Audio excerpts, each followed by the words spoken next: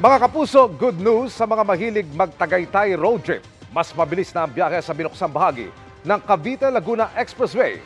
Tila maagang pamasko rin dahil wala pang bayad ang pagdaan doon sa ngayon. Nakatutok si Marie Zumali. Paboritong pasyala ng marami ang Tagaytay dahil sa lapit nito sa Metro Manila. Pero bago makarating rito, aabutin ng siyam-siyam ang mga naiipit sa traffic. Kaya good news ang kabubukas lang na 4 na kilometrong bahagi ng Calax o Cavite-Laguna Expressway. With the latest exit, it will only be 15 minutes to 20 minutes to Tagaytay. It will decongest the traffic from Santa Rosa, that area of Nuvali, also. Totoo raw ayon sa pamilya ni Michelle na namamasyal sa Tagaytay. Mas bumili siya, mas lumapit po yung Tagaytay. Tapos hindi na po na-stress. Sino namin nararanasan yung traffic para makarating dito. Ang travel time talagang na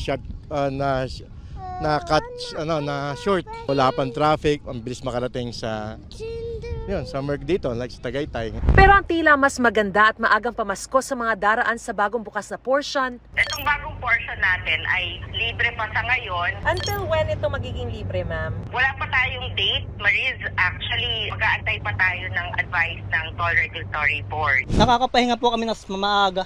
Please po, pakilibre na po for the whole year. Hanggang katapusan na lang po ng taon, Christmas gift. Tinatayang aabot sa 5,000 motorista ang madaragdag. Sa karaniwan, 28,000 na motorista ang bumabaybay dito sa Calax araw-araw sa pagbubukas ng bahagi ng Silang Aguinaldo. At simula pa lang daw ito ng kabuang 45-kilometer stretch ng Calax na aabot pa ng Dasmariñas, General Trias, Imus, Kawit hanggang Cavitex na inaasa matatapos sa 2024 hanggang 2025. Para sa GMA Integrated News, Mariz Umali, nakatutok, 24 oras. Mga kapuso, samahan nyo kaming tumutok 24 oras. Bisitahin at mag-subscribe sa GMA Integrated News sa YouTube.